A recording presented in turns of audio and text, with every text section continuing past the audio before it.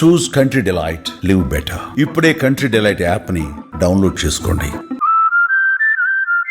America అధ్యక్షుడు Donald Trump సంచలన నిర్ణయం తీసుకోబోతున్నట్టుగా తెలుస్తోంది. ఇజ్రాయెల్తో కలిసి నేరుగా ఇరాన్ మీద సైనిక చర్యకు పాల్పడబోతున్నట్లుగా సమాచారం వస్తోంది. ఖమేనీ మొండి వైఖరితో ముందుకు పోతున్నాడు. అణు ఒప్పందానికి సంబంధించి అతను దిగి రావట్లేదు. ఇంకా మొండి వైఖరి ప్రదర్శిస్తూ దాడులు కొనసాగిస్తున్నటువంటి పరిస్థితి. మేము ఏదైతే హెచ్చరిక చేస్తున్నామో అణు ఒప్పందానికి సంబంధించి దిగి రావాల్సిందే, మేము చెప్పినట్టు వినాల్సిందే, లేకపోతే భారీ మూల్యం చెల్లించుకోక తప్పదు అంటూ ఖమేనీని హెచ్చరిస్తున్నా సరే ఖమేనీ ఏమాత్రం వినిపించుకోవట్లేదు. ఇంకా దాడులు చేసుకుంటూ ముందుకు పోతున్నారు కానీ ట్రంప్ వ్యాఖ్యల్ని అసలు అంతగా సీరియస్గా తీసుకోవట్లేదు. అమెరికా చేస్తున్నటువంటి వ్యాఖ్యల్ని తిప్పికొడుతూ ఇంకా యుద్ధం ఇప్పుడే మొదలైంది, యుద్ధానికి మేము సిద్ధం, ఎంత దూరమైనా ముందుకు పోతామంటూ సోషల్ మీడియాలో ట్వీట్లు పెడతా ఉన్నారంటే సోషల్ మీడియా వేదికగా అమెరికా మీద ఇజ్రాయెల్ని హెచ్చరిస్తూ తీవ్ర స్థాయిలో ఇంకా మేము ముందుకే పోతామంటూ ఖమేనీ మాట్లాడుతున్నటువంటి పరిస్థితి ఉందంటే యుద్ధం ఎటువైపు దారి తీస్తుందన్న ఒక ఆందోళన కనిపిస్తోంది.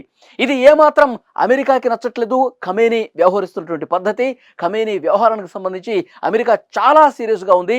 ఇజ్రాయెల్తో కలిసి నేరుగా రంగంలోకి దిగబోతున్నట్టుగా తెలుస్తోంది. చాలా స్పష్టంగా మనకు సమాచారం వస్తుంది. ఇరాన్ ఇంకా పదునైనటువంటి దాడులు చేస్తూ ఉంది. ఇరాన్ చాలా స్పష్టంగా నిన్న మనం చూసాం, ఆసుపత్రుల మీద పెద్ద ఎత్తున దాడులు జరిగిన పరిస్థితి ఉంది ఇజ్రాయెల్లో ఆ ఆసుపత్రి దాదాపు ధ్వంసమైన పరిస్థితి మనం చూసాం. ఫతామన్ క్షిపణులతో పెద్ద ఎత్తున దాడులు చేసింది. ఆ దాడులకి ఆసుపత్రి ఏ విధంగా ధ్వంసమైంది, లోపల పేషెంట్ల పరిస్థితి ఎంత దారుణంగా ఉందో ఆ విజువల్స్ చూస్తూ ఉంటేనే అర్థమవుతోంది. ఒకవైపు ఇజ్రాయెల్ హెచ్చరిస్తుంది, ఒకవైపు దాడులు చేస్తోంది ఇజ్రాయెల్. అయినప్పటికీ కూడా ఇజ్రాయెల్ ఒకటే వాదన సీరియస్గా చెప్తా ఉంది, మేము ఇరాన్ మీద సైనిక స్థావరాల మీద దాడులు చేస్తున్నాం, బాలిస్టిక్ క్షిపణులతో కావచ్చు, బాంబులతో కావచ్చు, యుద్ధ విమానాలు ఉపయోగించి కావచ్చు, మేము వాళ్ళ సైనిక స్థావరాలు, చమురు క్షేత్రాలు, అణు విద్యుత్ కేంద్రాలు లక్ష్యంగా చేసుకొని మేము దాడులు చేస్తుంటే ఇరాన్ ఏం చేస్తోంది, సామాన్య ప్రజల మీద దృష్టి పెట్టింది, సామాన్య ప్రజానీకానికి ఇబ్బందులు పెడుతోంది, ఆసుపత్రుల మీద, స్కూళ్ళ మీద, నివాసిత ప్రాంతాల మీద దాడులు చేస్తోంది. ఇది యుద్ధ నీతేనా? ఇది సరైనటువంటి వ్యవహారమేనా? సరైన పద్ధతేనా? ఖమేనీ నీ తీరు మార్చుకో, ఇప్పటికైనా నీకు రెండో ఛాన్స్ ఇస్తున్నాం, నువ్వు మార్చుకుంటావా లేదా, ఒక మెట్టు దిగుతావా లేదా, మాతో సానుకూలంగా యుద్ధం ఆగే విధంగా చర్చలు జరుపుతావా లేదా, అణు ఒప్పందానికి సంబంధించి దిగొస్తావా లేదా, లేదంటే ఇలాగే పిచ్చి తరహాలో నువ్వు ముందుకు పోతే, ఇలాగే దుందుడుకు స్వభావంతో నువ్వు ముందుకు పోతే పరిణామాలు చాలా అంటే చాలా తీవ్రంగా ఉంటాయి. ఇజ్రాయెల్ నేరుగా చెప్తోంది, ఖమేనీని అంతమొందిస్తేనే ఈ యుద్ధం ఆగుతుంది, ఖమేనీని అసలు ఈ భూమి మీద లేకుండా చేస్తేనే ఈ యుద్ధం ఆగే పరిస్థితి ఉంటుంది. ఎందుకంటే అంత మొండిగా పోతూ ఉన్నాడు ఖమేనీ, వినిపించుకోవట్లేదు.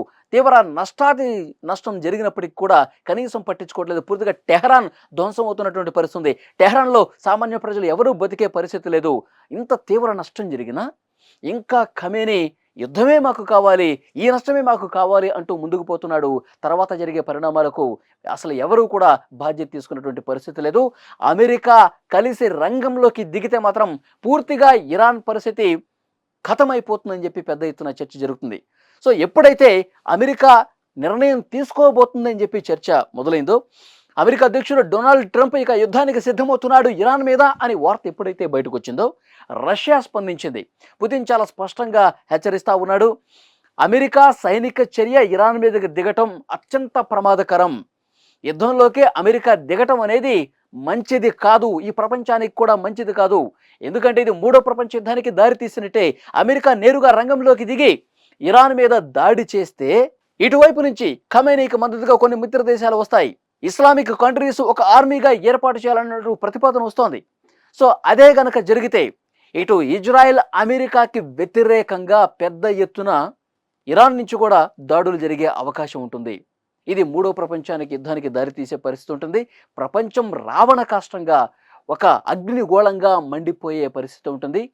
ప్రజలు చాలా అంటే ప్రపంచంలో చాలామంది తీవ్ర నష్టం చవిచూసే అవకాశం ఉంది. సో అందుకే పుతిన్ ముందస్తుగా హెచ్చరిస్తున్నాడు.